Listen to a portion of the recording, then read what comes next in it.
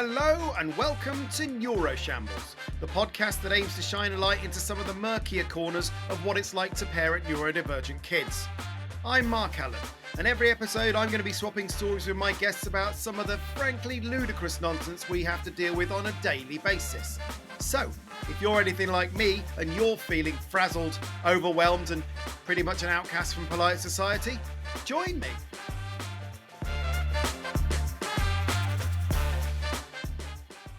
Hello and welcome to Neuroshambles episode 8. Welcome aboard, Neuroshamblers.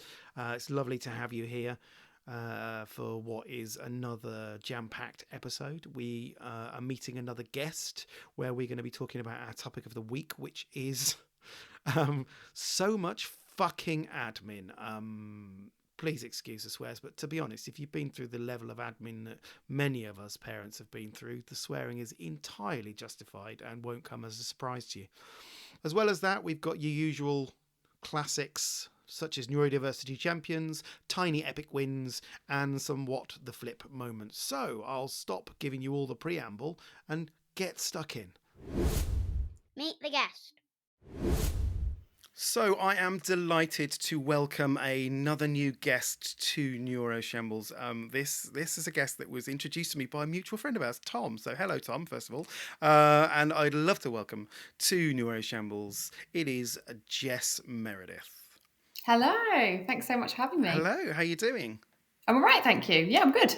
Good. So obviously you're a parent of a neurodivergent child yourself, but you also have a very interesting business, which I'm very excited by, called Differing Minds, which is genuinely inspirational. I love it. So tell everyone what it's about. Thank you. Yes, I mean, I have gone all in on neurodiversity since I started to understand more about my little girl. But yeah, so Differing Minds is a not-for-profit social enterprise, and we train organisations, so anyone that works in a workplace, about neurodiversity so that they can kind of provide better support and have a better understanding of neurodivergent people and how to work with neurodivergent people in a positive way. Exactly. So, yeah. That's what I was really kind of impressed by, is that you're not just doing it as a box ticking exercise. It's like, actually, no, these people have skills that are going to help you, give you a competitive advantage. And that's,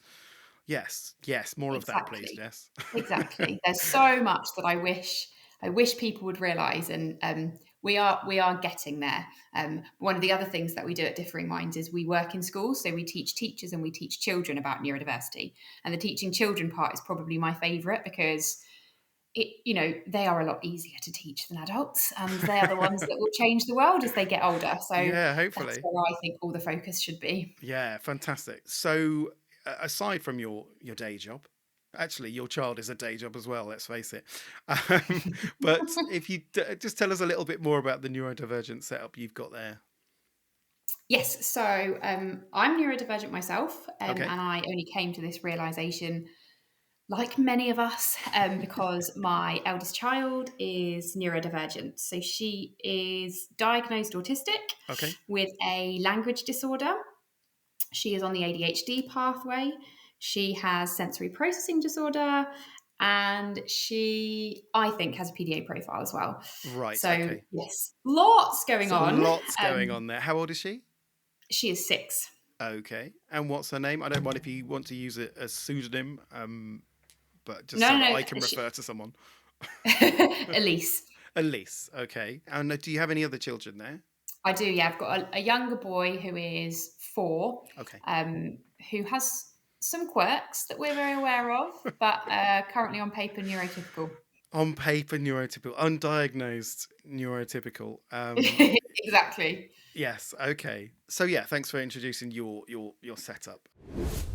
What's the topic of the week? There's a lot to talk about in this episode, I think. We're going to be talking about the topic of the week, which this week is so much fucking admin. Sorry, I should have done a trigger warning. If you're offended by swears, this is probably not the best episode to listen to. But to be honest, if you've been through any of the kind of admin around sort of trying to get support for your neurodivergent child, then you'll be swearing I would imagine, daily. Oh, you will. So you won't be too offended by anything that kind of comes out of this particular episode. Now, I will start out by saying that what I'm not talking about general kind of logistical admin, in the sense of like having kids comes with admin. You've got to, apply for school places and take them to the doctors and get dentists and all of that general admin, that comes with children. That's obviously a given. But on top of that, if you have kids with needs and you are trying to get any kind of support for them, it is an unreasonable amount of additional admin on top of that. It's ludicrous, the amount of extra stuff we do. And what I wanted to do is kind of shine a light on this. And again, I'm not just talking about the additional admin, logistical admin that your kid with needs has, like constantly repeating instructions, having to be our kids' executive function, guiding them through social situations. There's having to pick up after meltdowns and tantrums, cooking different meals. The list is endless. So, It and we're really not is. even talking about that in this episode. That is an aside. I just needed to get it off my chest, Jess. Do you feel better now? I do, a little bit. Yeah, this is gonna be a bit like therapy for me. I I was think. thinking that as we came into this. I was like, yeah, I think this is going to be like a therapy session. I'm actually really looking forward to it. But this is essentially what Neuroshambles is about. I think is Yeah. it's just like just giving voice to these things. That's the thing about admin, is that all of us, I would think, if any kind of parent of neurodivergent kids is trying to get support for their kids, we are constantly doing admin, form filling, box ticking, chasing stuff up, right? All of that stuff. But it's sort of an unspoken thing. Like you Yeah. don't really talk to other parents about the amount of admin we have to do because who wants to talk about fucking admin? No one. Exactly. It's so boring, but we have to do Yeah. it. Yeah, there's Oh, only one thing more boring than doing admin, and that's talking about the talking amount about, I of mean, admin that you've done. I wanted to just sort of speak about it and say that other parents, of neurotypical kids who are listening in, hopefully, can get a little sense, a little flavour of what we have to go through. So in terms of the admin that you're sort of involved in at the moment, you're saying that Elise has an EHCP, is that right? she has just got an EHCP. About a month ago, we found out she's got an EHCP. Congratulations. I think Thank you very that much. definitely needs to be said because I know the amount of effort it's Oh, like, someone says, oh, I did a marathon the other day. It's like, congratulations. No, this is way that's more way more. commendable. Oh my gosh, totally. I mean, the best part of a year. I mean, it did take us a year. I applied around about this time last year. Right. Okay. So it really has taken a year. But we've got that now. I mean, I'm not happy with what's in it, but on the topic of admin, one of the reasons I'm not happy is because there's one thing that needs clarifying in it, and the person that needs to clarify it, the educational psychologist, just doesn't respond to emails or phone calls. And I'm sure it's because she's really, really busy, but I've Yes. spent my life chasing that. So we've had to just agree the final EHCP with the bit I'm not happy in, knowing I'm going to appeal it. So Yeah. that's Yeah. really fun. So we've got that going on. And then I'm now in the position where I'm trying to work with the school to make sure that we're doing what's in the EHCP. Yeah. And I'm also, next year, she'll be moving from an infant school to a junior school.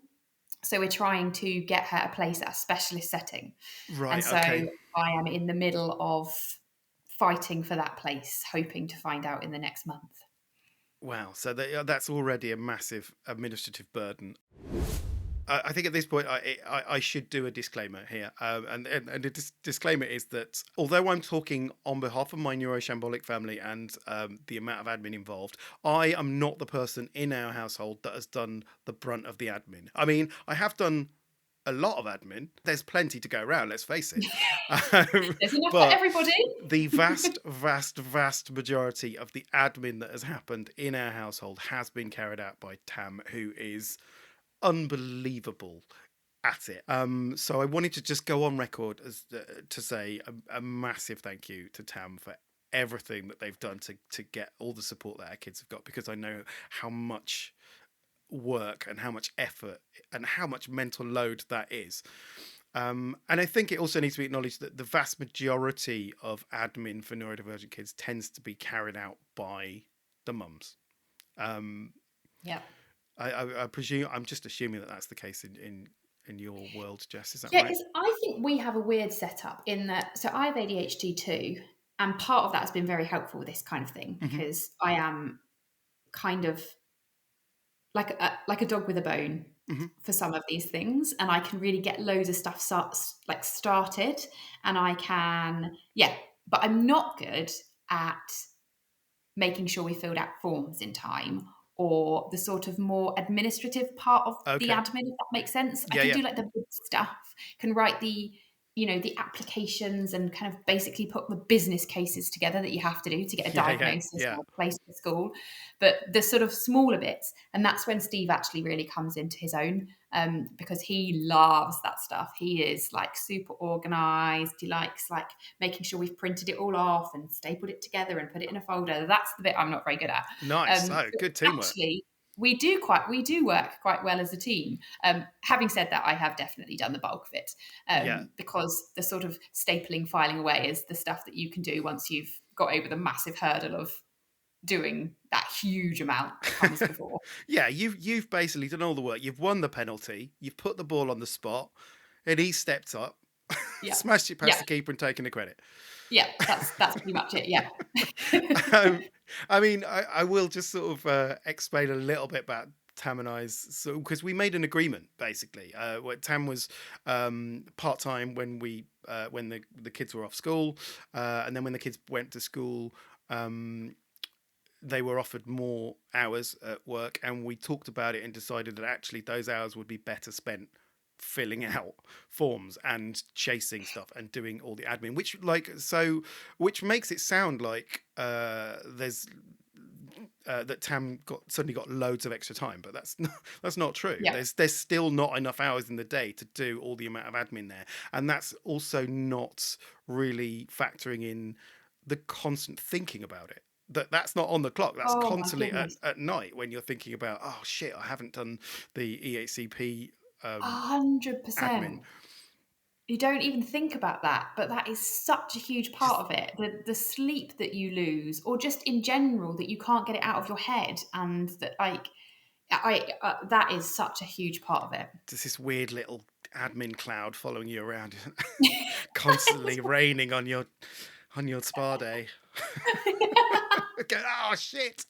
I forgot to send the evidence for the EHCP attachment. Ah, You say that, but as I mentioned to you, I was on a spa day yesterday, and I got a call from a speech and language therapist, and I've been trying to get Elise into speech and language therapy for ages, yeah. but there are no NHS speech and language therapists. Despite her having a language disorder, she's never had speech and language therapy on the NHS, and it's hard. It's as hard to get a private speech and language therapists because they're so in demand as well. So anyway, I'm sitting relaxing on my lovely spa day, and I got a call, and I thought, I'm going to have to take this, because if I don't speak to this woman now, Yeah. it's going to be like another few weeks before I can get back in touch with her. So I spent 40 minutes on the phone speaking to this woman about my daughter's needs in Oh, the middle of this lovely, beautiful you spa. can feel your shoulders getting stiffer again. Yeah. The effects of the massage are like wearing off. Undoing all the good works. Ah. Yeah, it's non-stop. It is. So, just a huge thank you, and for any parents who are going through this. We know how much work you're going through, and you're doing a phenomenal job, all of you guys, and well done. It is grueling and thankless, not just from the world, but from your kids. They have no idea, do they? They don't give a shit. They don't. Yeah. They don't at all. One of the things I think as well that needs to be acknowledged, that again I don't think is acknowledged, is I think it's the very people being asked to do the most amount of admin are the very people who have the least amount of energy and have the least capacity to be able to do all of this admin. And Yep. somehow we're doing it. I don't know. Like it's I know. phenomenal. But we're all just frazzled, sleep deprived shells of humans, and yet we finally get to the point of asking for help, and then you've got to fill out an 80-page document with supporting evidence, and it's just like, oh, really, When you you know. say this, though, I genuinely think people who don't experience it think that you're exaggerating. But like, this is not an No, exaggeration. Like, no, this no, is no. This is a serious. There's an actual exactly what application it's that is like. 80 pages plus additional evidence, and also it's not just box ticking either. It's not just like do they have ADHD? No. Tick.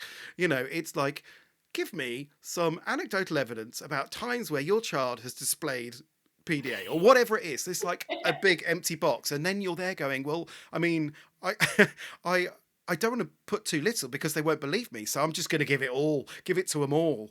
And then you fill out this massive, like empty, yawning box of text. It's And also, crazy. I don't know if you've gone through this, but so Elise is diagnosed autistic, but as is on the ADHD pathway. Mhm. And if they are, I think it changes at maybe age 11. So if they go through like the diagnosis process after 11, they get screened for both at the same time, or at least you can like fill out, it all goes to CAMHS. Right. But if it happens the way that it's happened for us, which is we went down the autism route first. Yeah. And so you fill out all the paperwork for that. We went through the 2-year process of getting her diagnosed as autistic. And now she finally reached the age of 6, which is when you can pursue an ADHD diagnosis. Yeah. We have to go somewhere different to where we went for autism. And you have to start the whole thing all over again. And they ask you all the same questions because they've only got one form. And they don't say, are you diagnosed autistic? Don't bother filling out all of this stuff. They just ask you all the same questions to basically screen for whether these children they think might have autism and then to send them back to the other place as well as ADHD.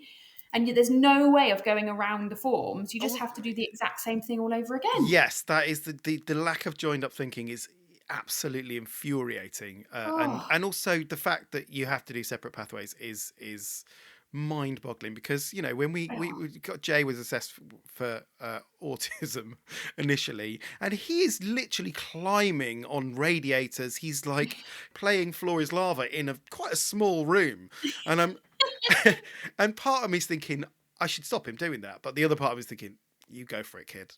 Yeah. You do it. I want him to see you in all your glory. But after all that, they go, right, he's been signed off for autism. At no point do they then go, yeah, let's just, while you're here, it's obvious he's got ADHD as well. Let's just tick that box and move on with our lives. No, what you do is you go to the back of the queue for a whole different pathway, and it's another 18 months, 2-3 years, however long it takes. I reckon they should just get a panel of parents of neurodivergent kids in a room.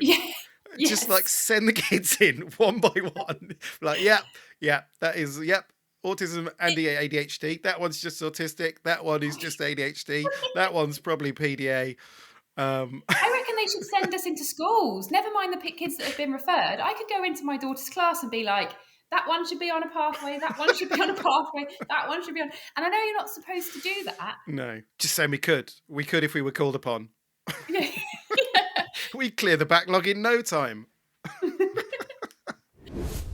What I thought I would do now is go through the life of an application. This is any kind of application that we have to do because there are multiple different types of applications, but they all seem to follow a similar kind of journey through life. And so I thought, particularly for parents of neurotypical kids who might be listening in, I want to just explain that getting any kind of support for your child is not like getting a library card.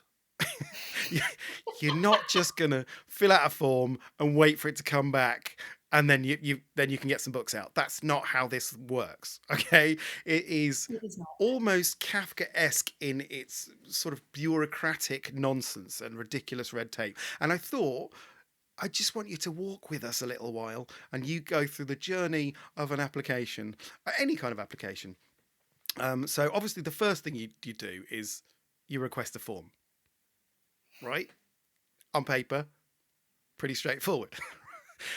No, it's not. It's not, because there are times where they don't just give you a form straight away. They try and discourage you from having a form. Have you ever had that? Oh, yeah. Tam and I have both been on parenting courses just to get a form. I haven't had to do that, but I have heard of a lot of people that have to do that. A lot. It was like, we think you might be autistic, and they were like, I don't know, you might just be shitty parents. It's like, okay. Oh, I mean, I'm pretty sure we're not. I'm quite sure we're not, but okay. Tam did it first. And I was like, oh, fuck it, I'll do it as well. Just because they might turn around and say, yeah, he's the rogue parent there. So we both did it separately. And, we know what we're doing. We've done a lot of research. We've done a lot of thinking, because there's a lot of background that goes into even requesting a form. yeah. Do you know what I mean? You don't just decide fuck, I'll do it. I'm just going to get a form like you're changing your cereal. It's a massive kind of lead up until you actually go, okay, I'm going to ask for help. Then you have to jump through a few hoops to get the form back. Then they say, all right, we sent the form. The form doesn't arrive very often. Right? Have you had that, Jess? So true. Honestly, when you said you were going to walk through the life of an application, I thought, oh, what if our situations are really different? This is going to be uncomfortable. I guarantee they're not, Jess. Guarantee they're not. Tick, tick. Okay, so the form's not arrived. So you try and contact whoever it is that was sending the form via, and obviously you're ignored for ages. So Because no one picks up the phone when no you one chase picks up the it, phone. no one Of answers course their not. emails. Why would they? Telephones are simply paperweights. And so you try and chase them up for the form. Eventually you get through to them and they tell you, just wait for it to arrive. It's on the way. Just wait for it.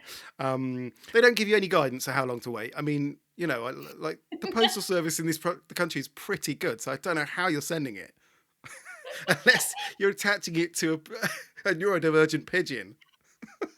He's just getting distracted. The number of people that must be so frustrated with me, because when I finally get through to someone on a phone, they'll be like, yep, we'll be in touch, or you'll get the form, or you'll hear from us. And I'm like, sorry, I'm not getting off the phone until you've told me when. When do I have permission to get back on the phone again and chase you for something? You're not leaving me with this indefinite timeline of it will arrive or someone will be in touch. I want to hear you put it in the envelope. I want to hear you lick in the envelope. Yep, good. And I want to hear you walk into the post box. So anyway, after lots of chasing up, the form arrives, and that is like, brilliant. The form has eventually arrived, and then you read it and you realize how much fucking work you now have to do to fill out this massive form. Okay. But you fill it out, and it could be any number of questions, and you've got to steel yourself to do that, because again, we are living a pretty fraught life. Generally, there's not much time to sit and fill out these forms. And at the end of the day, when you finally got them into bed, not necessarily asleep, but they're at least in bed, in their rooms, then it's like, right, the last thing you want to do then is... 20-page form out. Is fill out a form about it. But and I don't know if you do this, but you will have waited, like you said, ages to get this form, and you've chased someone and you've made it seem like the most urgent thing ever. And then because you get it and it's so long and you can't be bothered, it will take you ages to fill it out. Yeah. You're like, and that's the other thing as well. Like a lot of parents of neurodivergent kids are neurodivergent themselves. Exactly. So that's the extra, kind of executive function that is required. It's your kryptonite. Yeah. And also, I think it needs to be acknowledged that filling out a form about your kids' kind of challenges is emotionally exhausting. It's draining. You're writing about your kids' behaviours, and it's you're having to write, like, Otto was in floods of tears because someone used a hand dryer unexpectedly, and it's like you're bitching about them. Yeah. And it feels horrible, but obviously you need to be honest and you need to try and get them the support they want. So you're doing that. I mean, on the flip side, I find filling out those forms quite useful sometimes in understanding what is expected of neurotypical kids, and going, oh yeah, you can't do that. Jesus, no. Oh, definitely had that. Yeah. There was I mean, I don't know if you've read The Explosive Child book. Yes. Which is amazing. It's wonderful, and I wholeheartedly recommend it to anyone whose kids are kind of neurodivergent. And one of the things is there's a lot, like a massive checklist of things that you tick, which are kind of presenting problems. Can they do this without difficulty? And which is, that wasn't a form I had to fill out. I chose to do that. This is what it's done to me, right? Who are you? I know, exactly. But it was such an eye opener in going, my God, I've ticked nearly everything. Yeah. Pretty much everything in this. Like, these are all of the things that neurotypical kids find easy. Or they don't find a challenge at all. And like, it was quite an eye opener in sort of helping me to understand where both of the boys were at that point. So it is quite useful, but again, pretty disheartening when you're having to do it. I know. And like someone said to me when I first started all of this, you have to almost describe them on like their worst day when they're finding things the most challenging, because otherwise people don't tend to listen. And so you like, you know, you're not exaggerating. You're just explaining what it's like maybe on like at the hardest time. And that's really hard to like, write, then read back, and know that someone else is then going to read that about your child. So it's exhausting on so many levels, all of this form filling. Anyway, you filled your form out, you've done it, right? But that's not all, because you've also got to submit evidence from other people. As you say, no one just believes the parents, because, you know, we could just be making it up for a laugh, right? Just pretending our kids are autistic because it's interesting at dinner parties. No, we don't go to dinner parties anymore. We're not invited and we're not welcome. We're so boring. We just talk about admin all the time. Exactly. Yeah, exactly.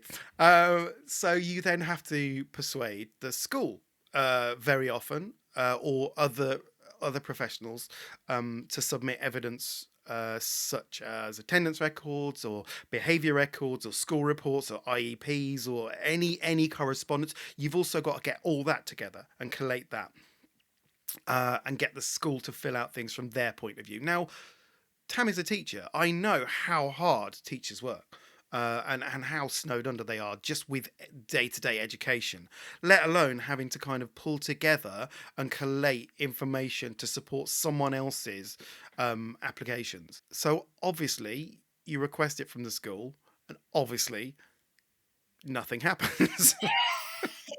because why would it? You know, there's a lot going on. Then you've got to chase up the school to say, hey, could you fancy doing the form? Because you don't want to be a dick about it either. You know, I appreciate everything they do. They are hugely supportive of my kids, and they've got a lot going on, and I understand that. But also, can you help me out, please? Yeah, just do the form. I'll sit with you. We can do it over a drink if you want, over a pint. So I don't think you're allowed to do that. I'm not sure. It'll be a bit weird. So obviously you've chased up the school, and then eventually the school say, right, we've sent it. Brilliant. Done. Right. So I've done my bit. You've done your bit. Fantastic. Then you've got to check that whoever you're applying to has received it. This sounds ridiculous, but it's so true. Don't just assume it's got there. There's even if you've hand delivered it, that might not have got to the person that needs to get it. And it might not even be in the room that they're in. So you have to then check that they've received it. And that is easier said than done, because as we've established, some people, CAMHS in particular, do not answer phones. It's just, is it a policy? Genuinely, it's a genuine question. Is it a policy? I don't know. I have never had the luxury of dealing with CAMHS. Okay. You've got that to come. Yet. I have not dealt with them yet. But what I have is with the central SEN team in the local authority. So Lisa's a SEN caseworker who was working with to try and get her EHCP. Now, this person is lovely. She is really lovely. I would like that on the record. I really like her. But she's also very, very busy. And I'm pretty sure when she arrives at work, she takes her phone off the hook. Because every single time I ring, it rings out once and then goes straight to answer phone. Right, okay. Every single time. And I can ring up to 50 times a day sometimes when I'm in my desperate state. No wonder she's taking it off the hook, Jess. I'd take it off the hook if you were ringing me 50 times a day. Not 50 times to have like 50 chats. Okay. Just to get the room. Okay. Thanks for clarifying. But yeah, I mean, it's maybe it's the thing that anybody that works in this arena does. I just wanted to clarify for people who don't know what CAMHS is, because we do have people who are maybe not in this part of the process, or they might be overseas. So CAMHS is Child and Adolescent Mental Health Services, and it's basically the institution in the UK that you're asked to entrust your dreams of finally getting some kind of support for your kid. And what they do is they work with you to take those dreams and then grind them into a fine powder through a mangle of increasingly absurd procedures and bafflingly pointless red tape. That's a really accurate description. Yeah. Yeah. And by the end, it's us parents need support more than the kids ever did. That's what CAMHS is, just so you know. So you've got acknowledgement that whoever you're applying to has received all of the paperwork they need, okay? Sometimes the school won't submit thorough enough evidence. That's happened to us before, where they went, oh yeah, we didn't quite get what we needed from the school. So what did they do? Did they go back to the school and say, can you submit it? No, they fucking bin it. They bin it and go, sorry, we haven't got enough evidence. Start again. Start again. Yeah. It's like the worst board game. It's just like you. I'm nearly there. I'm nearly there for getting just not even the finish, just to get to the next level. No, start again. So infuriating. So that we had to resubmit everything because the school didn't quite fill out all the evidence that they needed at the time. Yeah, one of the most infuriating things is that they don't just open a file for your child and go, anything that we get related to this child, put in this file. We'll stick it in there. It's a folder, like technology exists now that you can have like terabytes and terabytes of storage. Just open a file with my child's details in it, and anything you get, pop in there. Then if I have to come back, you've got it all in front of you. Don't ask us to resubmit it, because as we've already established, I'm at the end of my tether as it is. The last thing I want is to have to submit stuff that I've already done. 100%. So you eventually, at some point, there will be an acceptance that they've received all of the paperwork that we've requested, which is fantastic. That's like a major win. Okay. And then the next step is you then have to wait for them to read the paperwork. Right? This isn't an acceptance that they're doing anything with it. This is just an acceptance that they've received it. So they go, right, brilliant. We've got the paperwork. We'll get around to it at some point. I'll tell you when. We'll let you know. No deadlines, no timelines for any of this shit. It's just like at some point, maybe a year or so, then we'll send you a letter to say we've read it. And best case scenario, if they've read it, your child is now on a list. They made a list. How many other children on the list? Oh, don't ask that. They're just on a list. Great. And is that the final list? No, not even that. Sometimes they're on a list waiting to go on another list. So eventually, if you're lucky, you're on a list, and when you're on that list, that's where the phone calls happen, right? This is when you're phoning 50 times a day, or this is the thing that Tam was impeccable at, is like monthly checks. Everything that we applied for would phone up and go, hi, just checking we're still on the list, and where we might be on the list, and how close we are to maybe moving up the list. And what Tam was amazing at was being really friendly. And being civil to the people at the end of the phone. Because let's face it, it's not their fault. I think that needs to be said, that they are working in a fucked up system. The system is broken, and they are doing the best they can with no resources. They are overwhelmed and under-resourced.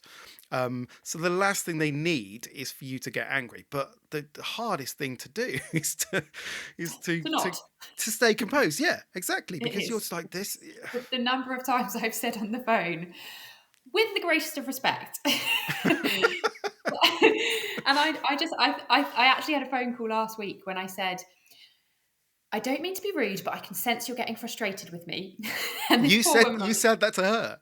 Yeah, because she was trying to get me off the phone because I got bored of phoning this person 50 times a day. So I called the central line and asked to speak to her. So they kind of were ready to fob Oh, me the off. back And I door. was like, Nice, nice. I was like, I'm really sorry, I'm not getting off the phone until you've answered the question. And she was just like, she will get back to you and by the end of the day. And I was like, okay, but I don't want to get off this phone until someone's given me an answer about the lost paperwork I referred to earlier.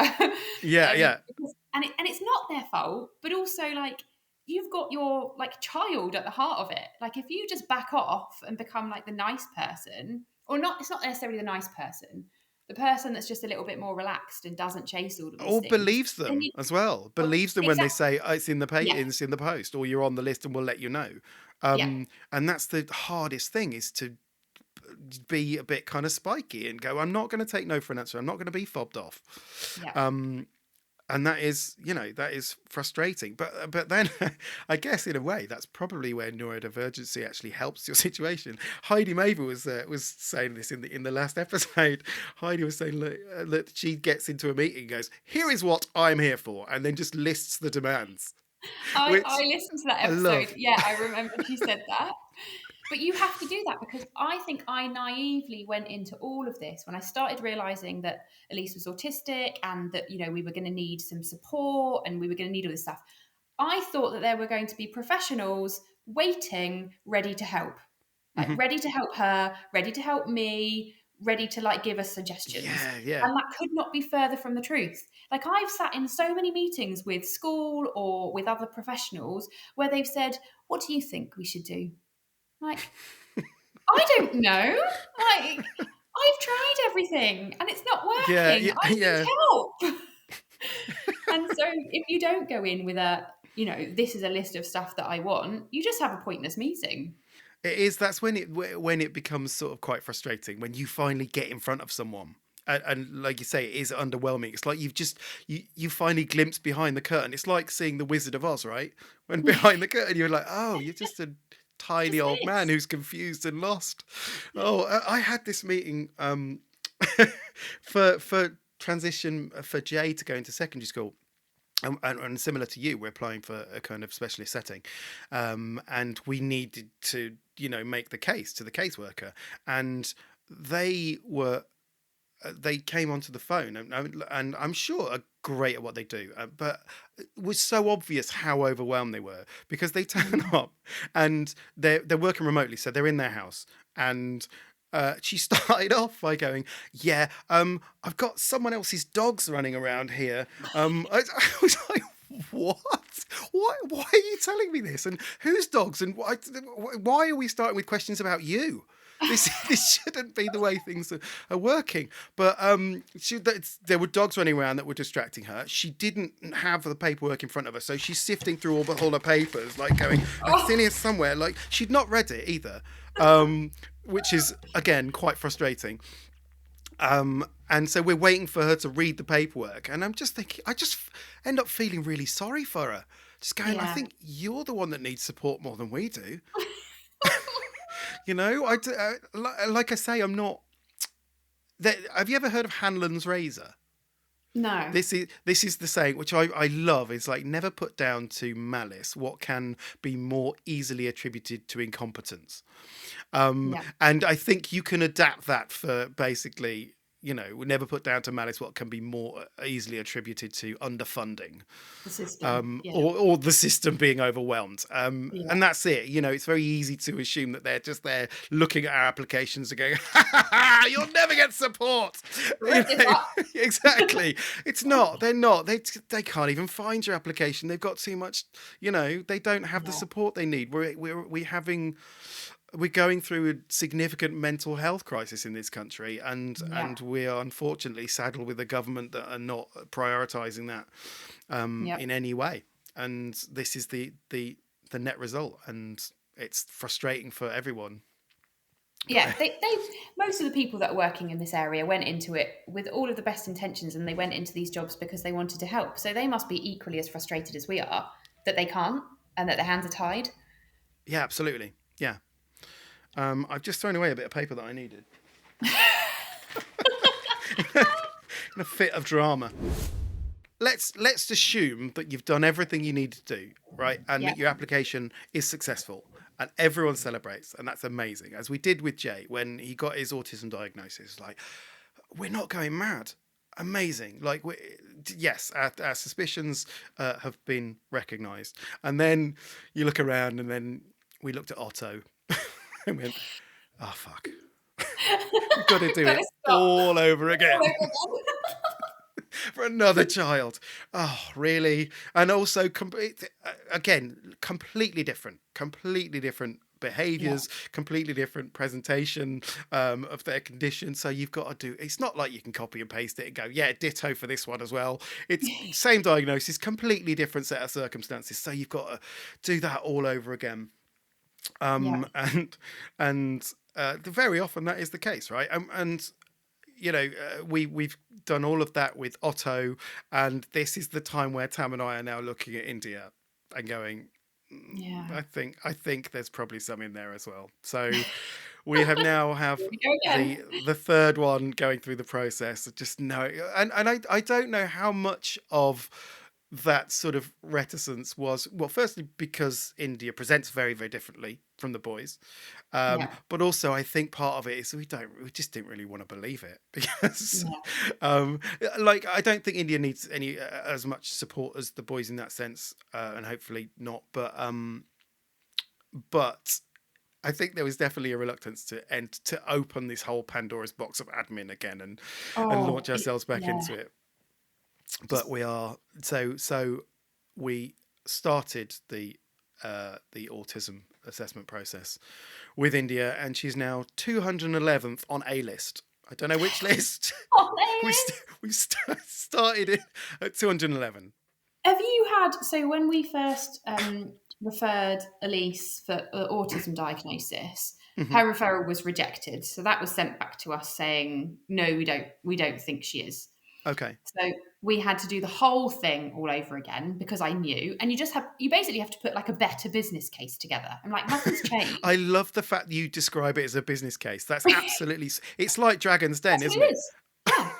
That's what I say to everybody. They're like, I've got a friend going through it for her daughter at the moment, and she's like, what do I need to put in the first set of forms that she's got for the GP has sent it off, and then they've got these forms back, and she's like, it's just the initial forms. I assume I don't need to put too much in. And I'm like, whoa. Dude.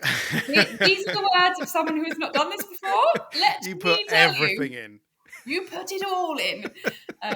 Because we got it back and then had to do it again. And you just need to like find extra evidence. And you're like, when they first start talking about evidence, you're like, what do you mean evidence? Like, what's evidence? And yeah, but now, everything. So Tam and I did this. We logged our kids' behaviour from everything that was represented, everything that seemed neurodivergent, we would log it. We had like a Word document and be like, on this day this happened, which again is horrible. It's fucking horrible to think that you're like telling tales on your kids.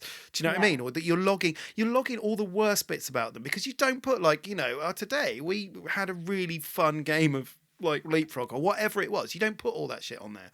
It's only the negative stuff, and it feels horrible. But when the time comes and they say, have you got evidence? You go, fucking have it. It's all there. You can do the admin now. Good luck. But I had a Google Doc that I just used to like chuck stuff in all of the time, anytime I could think of something. And that's when it just became overwhelmingly obvious to me, because I saw it all down on one bit of paper. Yeah, because you miss these moments when they sort of build up and you move past them, and then you look back at it and go, actually, I don't know if you had the same thing, but, we had so many people being like, oh, no, she's fine. Firstly, I know she's fine. She's just autistic. But, like, and she was our like first child, so I just thought, oh, maybe this is just what everyone's, you just can't convince yourself. And then I read this document and I'm like, I forgot she used to do this. She used to bang her head against the cot bars over and over again to fall asleep. Really? Oh, like that's how she used to go to sleep. To fall asleep, like quite violently. When she was like, when she first started being able to roll over, bang, bang. I remember, I think I was like having a phone call with a friend or something outside her room, like trying to be quiet.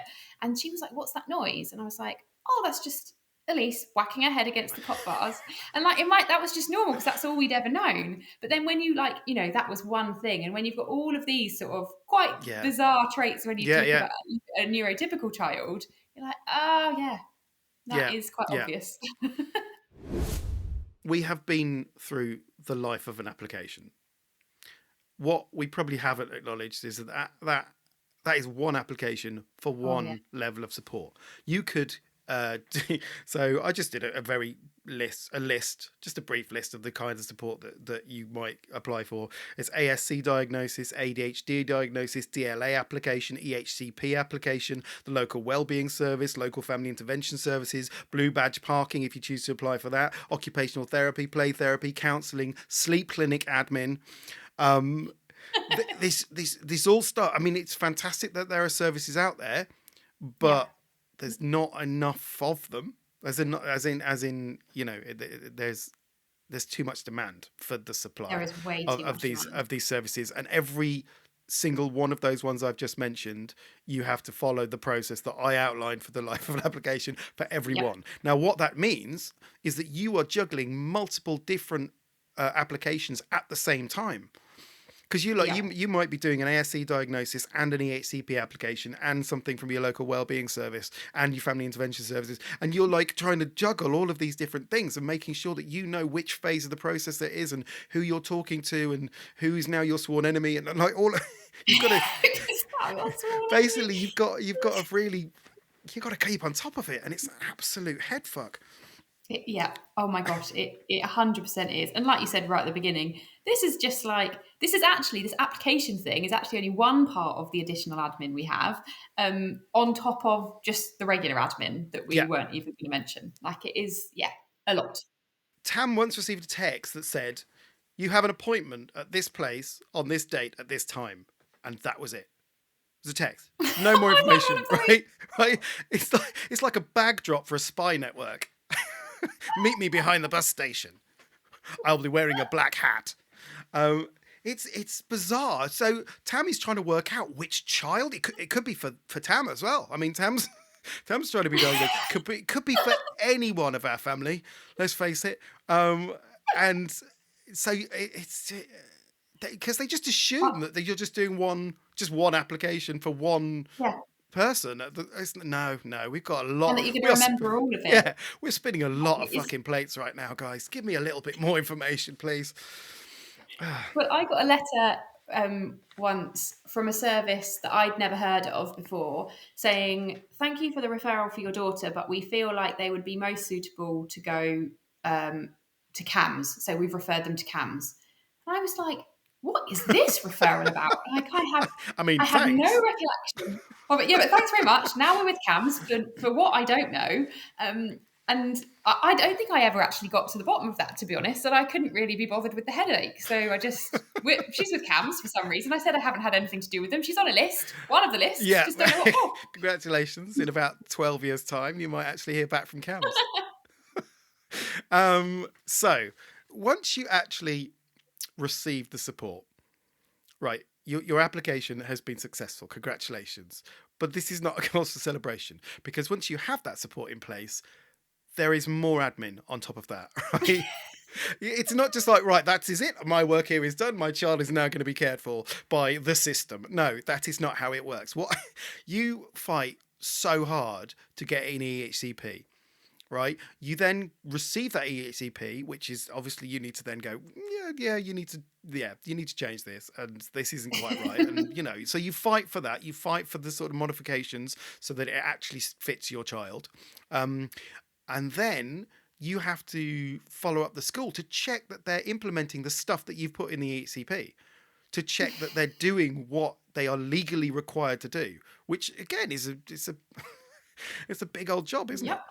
So that's one of them. There's also the training. Have you been on lots of Zoom training courses and workshops? I started off being really enthusiastic about this, and I quickly learned that I just couldn't be bothered. Because they try and sort of, it's not fob you off, because I'm sure it's if you haven't done the research, that's quite useful. Yeah. Because they do that and then present it to you. But I've already done that stuff. But I have to do it to tick the box. Who hasn't Googled it and figured out the basic strategies and then I don't Yeah. know. I don't know. So you've got to then do that. And obviously, I've got a day job. I took a whole day off to do a course that I'd been referred to because I wanted to show that I'd done that. Do you know what I mean? You don't want to not take the help Yeah. that's given you in case they go, well, they're not interested in getting help. I was like, all the time. Yeah. I went on a parenting course, guys. I'm doing all that is expected of me here. And I took the day off. And then the next day, my colleague went, did you have a nice day off? What'd you do? Like, I attended an online workshop about keeping family safe when one of my kids has an explosive meltdown.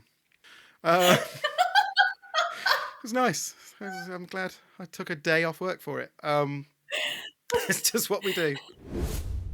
The other thing that you're not quite there yet because you're not in the CAMHS sort of pathway for ADHD, and that is its own Orwellian nightmare. The admin around medication, right? So Otto and Jay have both been prescribed medication. So you go through the whole CAMHS journey, right? And it is an enormous journey to go on, and it takes an enormous amount of time. But eventually they'll go, great, we'll help you. Now, the only help that CAMHS offer is medication. There's nothing else for that. So with Otto, Tam just got a text message on the day, right? No pre-warning letter. Just a text message going, looking forward to seeing you at your meeting later.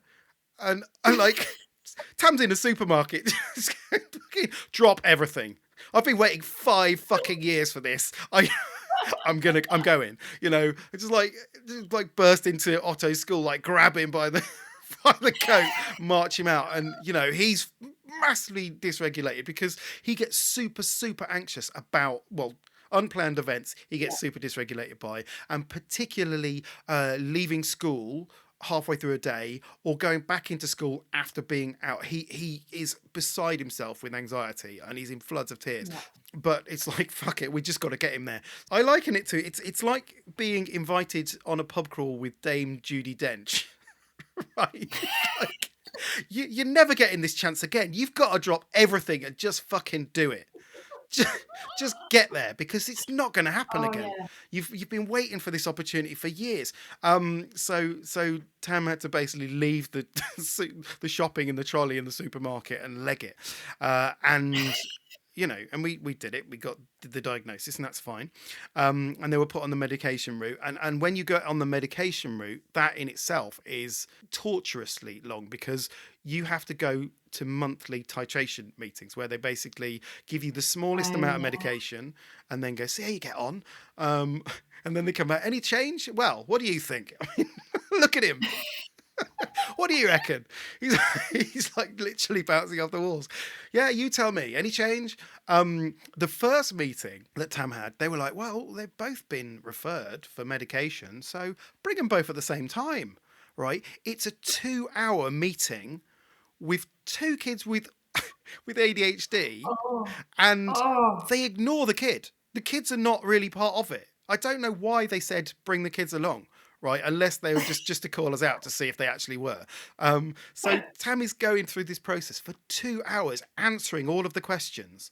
The kids are beside themselves. They're like literally climbing the walls. At one point, the guy doing the assessment asked Tam to take them for a walk, to give him a break. He's like, this is my daily life, mate. You don't get out of it that easily. You can sit and fucking deal with this. You brought us here. This was your idea. Yeah, exactly. What were you thinking? Strap in, dude. This is 2 hours of your life. I get it. At least 8 hours a day, mostly longer. So every prescription that we get every month, we have to come back and go, and they have to take their blood pressure and their weight, right? And they also then have to ask sort of anecdotally how they're doing on the medications and stuff, right? Which you would imagine would be one meeting. No. 2 separate meetings, guys.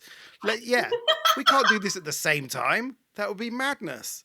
What we need to do is get you to disrupt your child's education twice a month.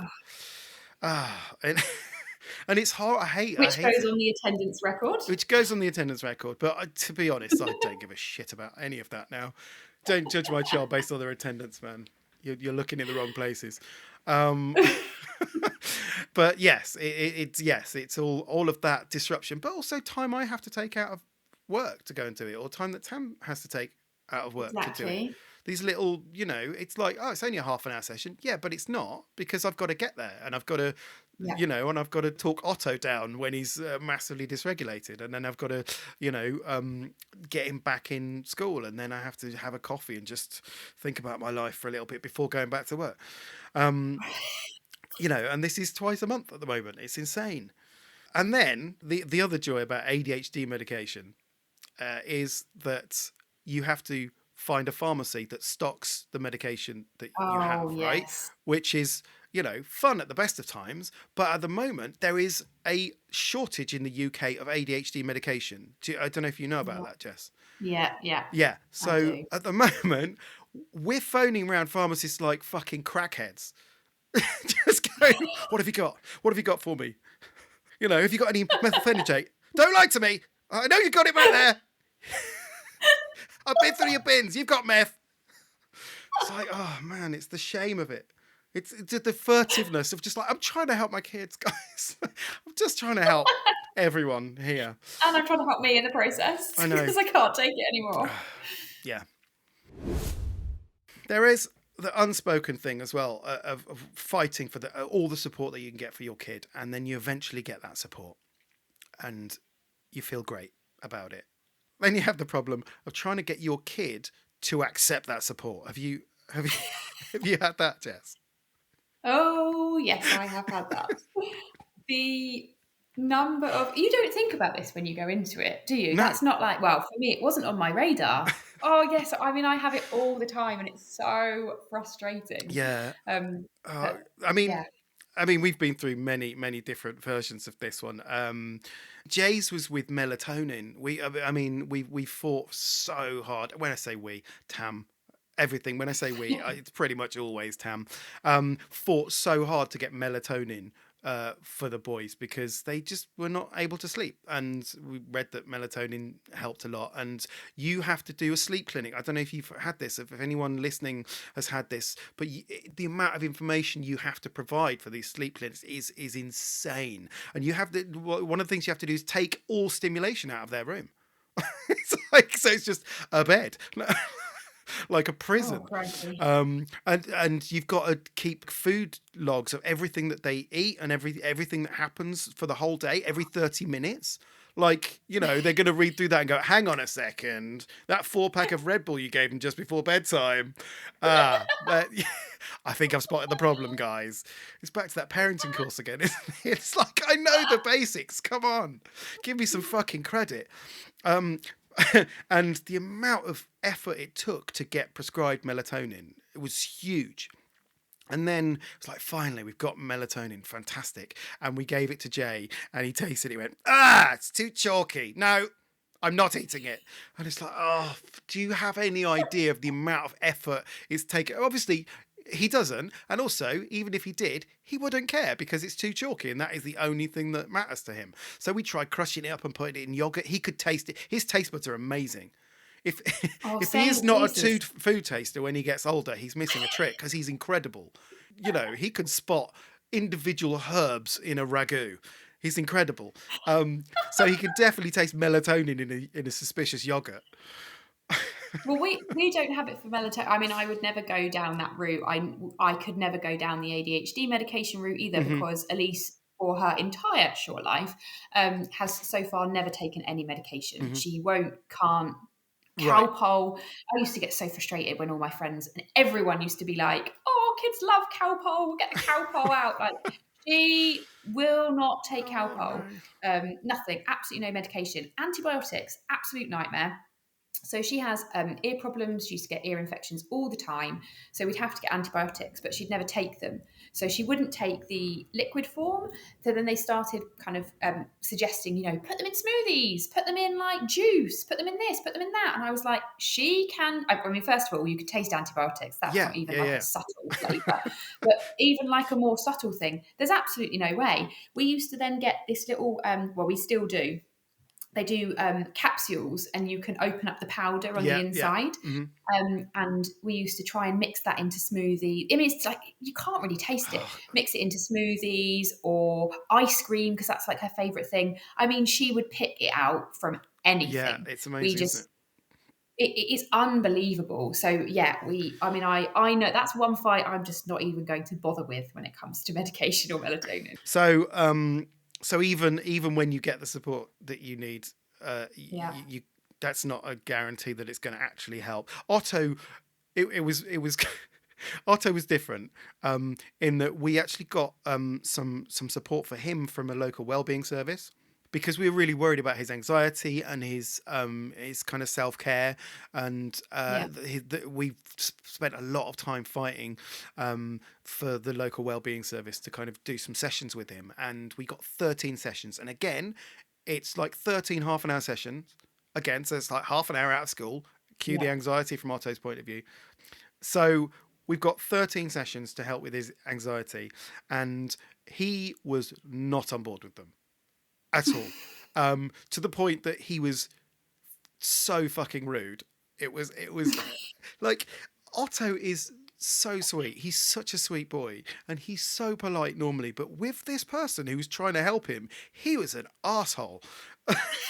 At one point, she's trying to help him articulate his emotions. It's definitely something that he needs help with. And she was going through this massive pack of emotion cards and going, "Can you tell me what emotions you're feeling at the moment?" And I wrote them down. These are the emotions he picked out of all of the emotions that he could have gone for. He chose bored, frustrated, angry, hate, and annoyed.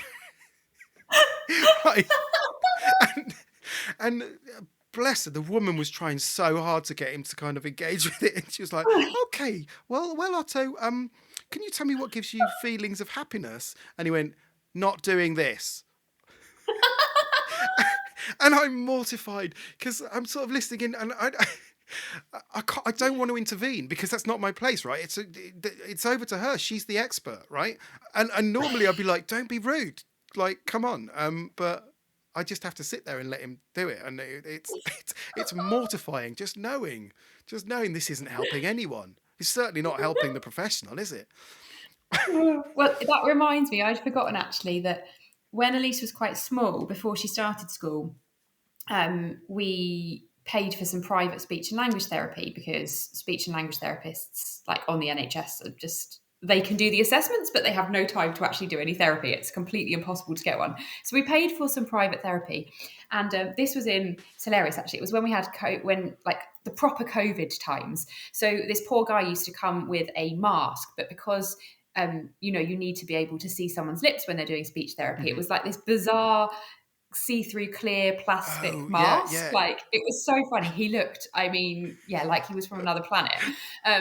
And he was so nice and he was really good, but Elise just wasn't interested in speech and language therapy. So he used to come and he'd sit down and he'd bring all these toys and he'd bring like these cards, and she might do it for like 5 minutes, but obviously we've paid for like a 45-minute session.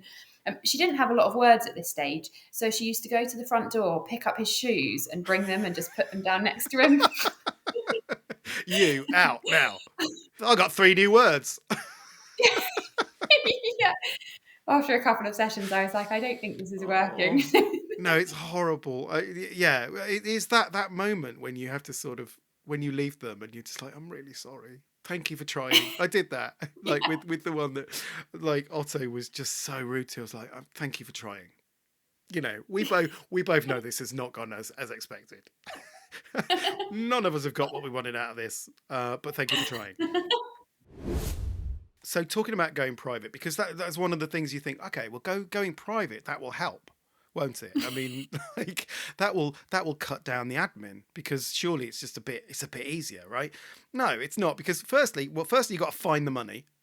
Right, that's usually work some extra hours just to get hold of some money, because we had to do this for Otto, who we didn't want to wait 3 years. He was desperately in need of some kind of support, earlier on than Jay, so we had to find the money. And then you've got to do all the research to find a provider that follows the NICE guidelines, right? Because the reason is that you get some private professionals involved to give you a sort of an assessment, And obviously the end goal is that your local authority will then accept that and give them the support they need based on the words of these professionals. So you have to find professionals that the local authority are going to accept the word of. And they've got a list of people that they go, yeah, we'll take these people's recommendations. That's fine, but they have to follow the NICE guidelines. So you do shitloads of research there to find the people that do it, right?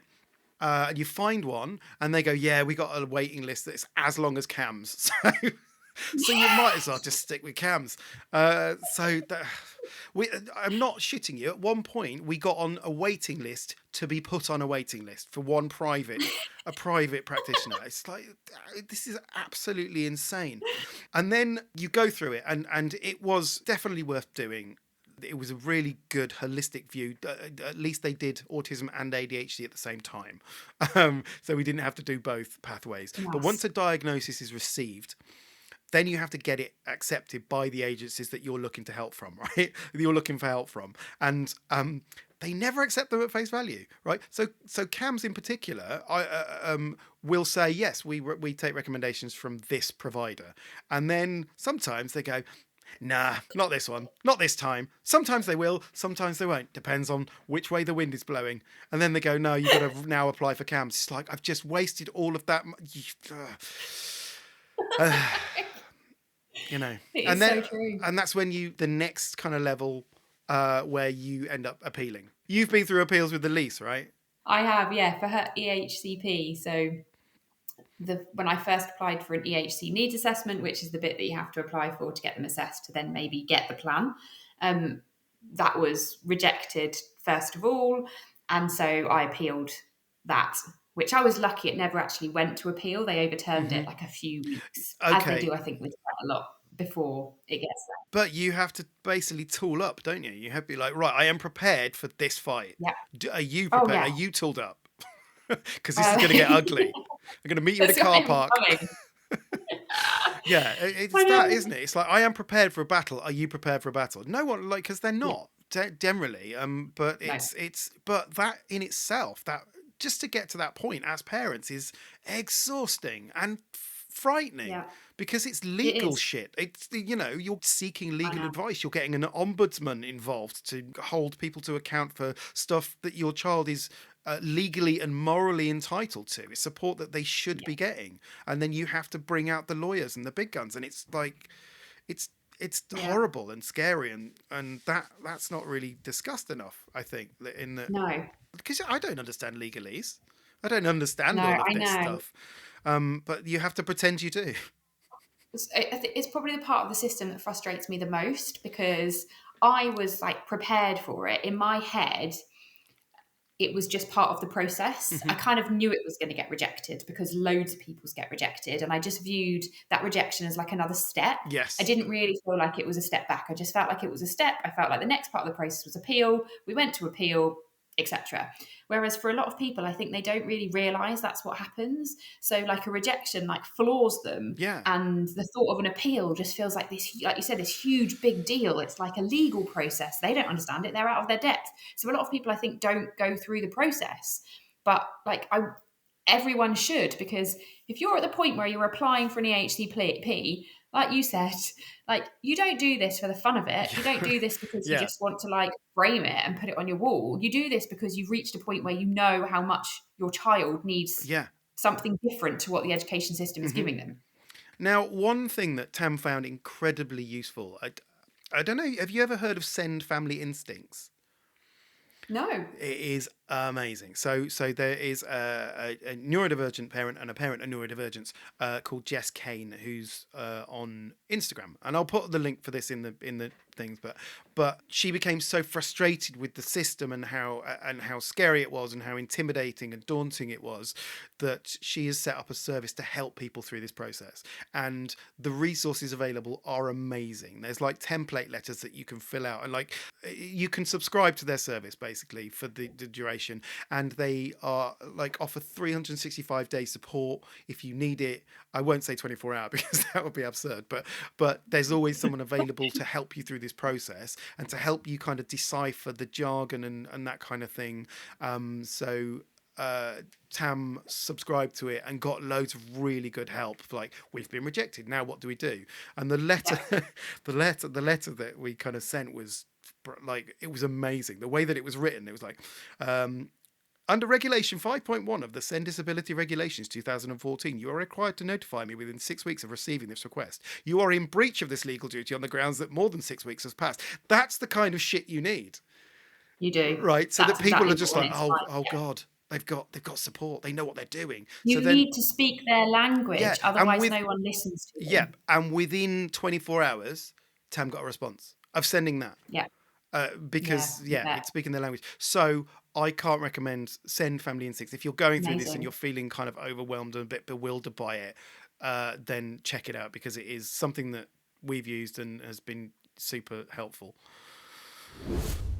Now, just some blanket frustrations that I just wanted to make sure were aired. One of the frustrations is that forms are in so many different formats.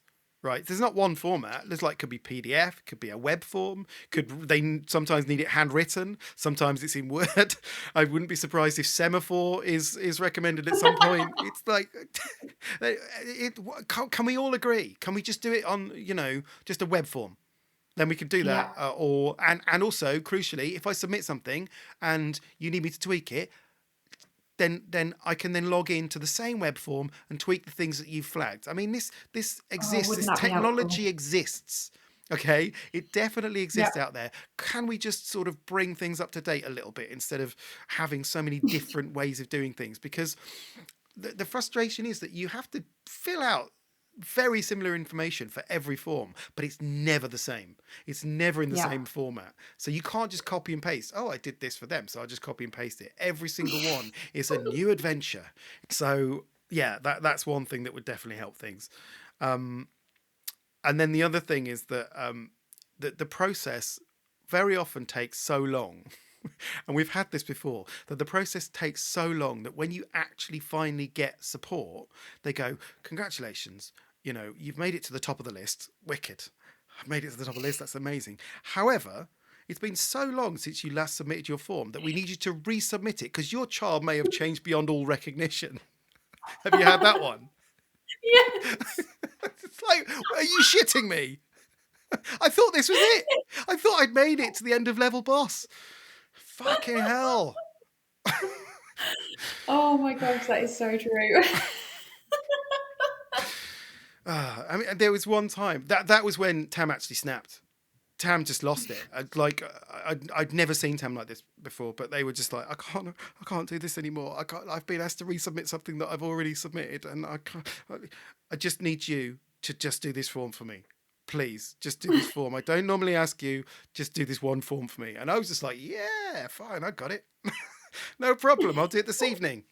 So I sat down in front of the TV, got my laptop out, and within an hour I was sobbing. I was like, I can't, I don't know. What do I put? I've already answered this question in a slightly different way. I can't put the same thing. For God's sake, I was like, it took me well over 4 hours to do that one thing, and I had the original as well, so I could have copied and it. I could have copied and pasted some of it, and I think I did. But even it is a fucking nightmare, and people need to know this. And I'm hoping that by us talking about this, it's certainly been therapeutic for me. Oh my I'm gosh, hoping it's been therapeutic for so you. therapeutic. And I'm really hoping that people listen, because I don't know, like we're quite far into this recording, and it's basically two people moaning about shit that is really dull and really tedious. So I don't know what kind of episode this is going to make, or if people enjoy listening to it, or if they're just going to turn it off halfway through because it's massively triggering for them. Probably a bit of all of that. But I feel like we've kind of at least got a lot off our chest. Oh yes, I feel much better. Much lighter. Yeah.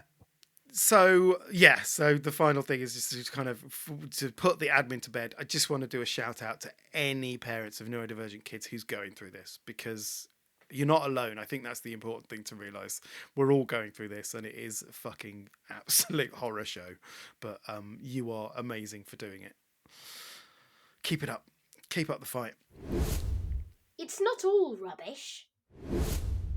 So hopefully we're going to look on the positive side a little bit now. We've been talking about frustrating things for for quite a long time now. This is the more positive side of the podcast. And first up, we're going to be looking at neurodiversity champions. I mean, one of the neurodiversity champions I've already mentioned, obviously, is Send Family Instincts. I'll put the details of that in the show notes, but they are excellent specifically for the kind of admin support side of things. Do you have any neurodiversity champions? Do you know, I do. Full disclosure, so I'm an advisor for a company, but I think what they're doing is really amazing. They're called Hebe, and they basically have built an app for parents of children with additional needs, disabled children, or children with kind of conditions, to support parents to manage their care. So it's like a centralized hub almost, where you can go, and it's really useful and topical when you're thinking about Does admin. it make admin easier? Well, you can go and you can like upload all of the documents. So one of my issues is I never know where to find all of the stuff that I've got, all of the latest DLA stuff, or like, you know, the assessment forms or whatever it might be. And you can upload all of your documents in it.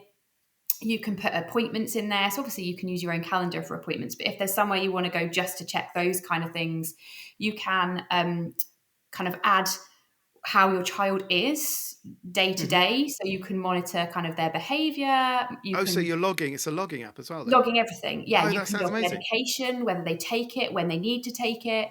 And there's also like a resource hub. So they've got loads of resources on lots of different parts, like, you know, like supporting your child, supporting you as the parent carer, how to navigate the EHCP process, how to get the right education, loads of stuff. It's really good. And they're Hebe. How do we spell that? HIBI. Okay. Yeah, really good. Really, I use it. I think it's really helpful. I can definitely check that out. It's really cool.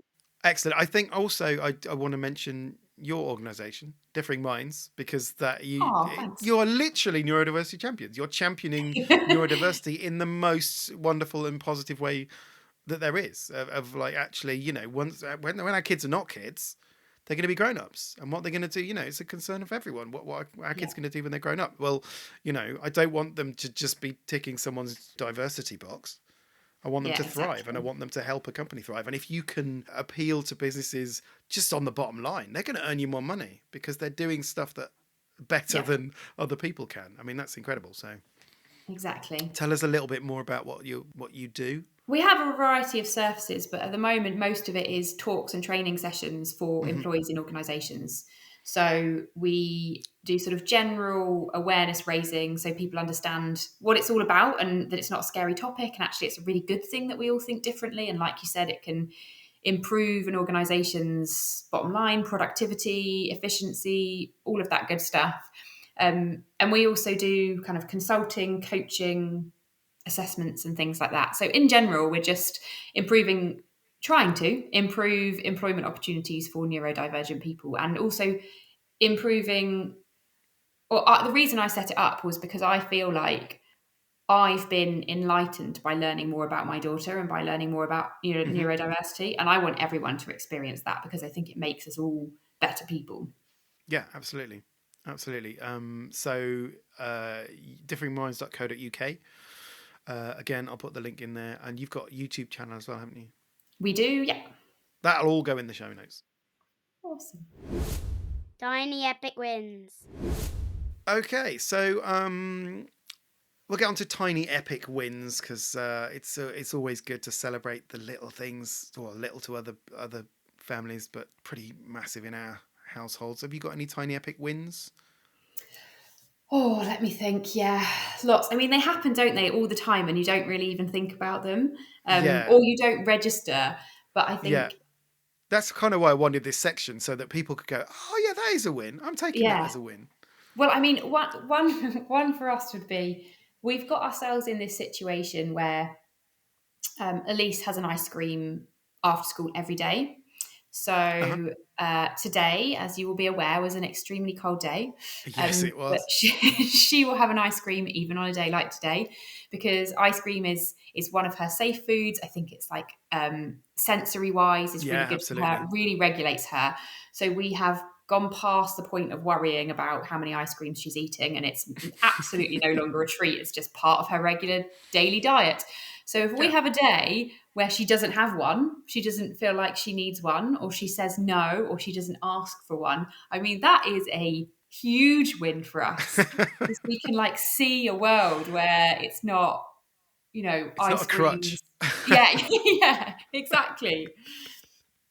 Yeah, that's great. And it's a sign that she's doing all right. Yeah, exactly. Yeah. She doesn't need the extra regulation from Yeah, that's wicked. frozen goods. Yeah, I'll take that. It's definitely a tiny win.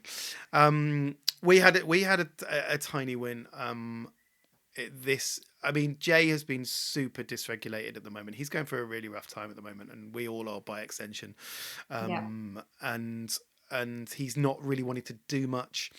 And obviously it's important, we will need him to socialize and just experience other things.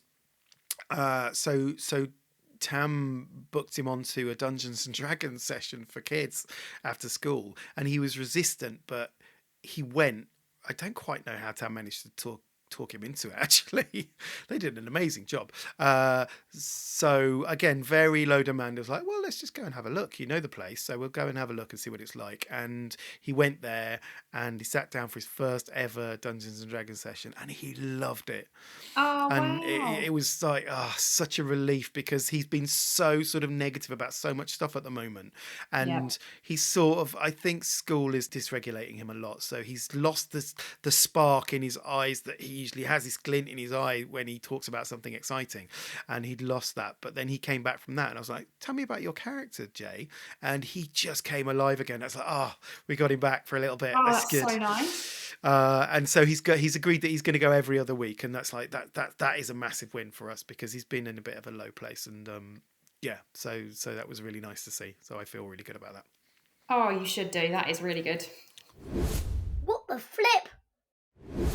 So the what the flip section, if you haven't heard this before, is those sections there your neurodivergent child will say or do something that will baffle you beyond all measure, and you just go and this is the place to share that kind of thing. I don't know, have you had any what the flip moments recently, Jess? Oh, I've had so many, but I just can't think of anything of relevance, to be honest. That's I fine, think I've it's got just plenty. blended into too much of my life to become like Yeah, an my actual life thing. is a whole what the It's flip just moment. always. Yeah. So one that Jay came up with recently. I can't even remember what the context was, but he just went, I need to rest my feet. I've been running around in celebration and fear all day. Celebration and fear. Okay. They're two very different emotions, but okay. You rest your feet. You rest up, Jay. Another one he said, which I overheard, it wasn't actually aimed at me. He went, Mummy, you are the heart of the family because you bring life and love. Daddy is the gallbladder because he brings bile. It's like, whoa, dude. I mean, That is brutal. I mean, medically, it's absolutely spot on. I mean, you can't argue with that. But the sentiment is good. pretty hurtful, though.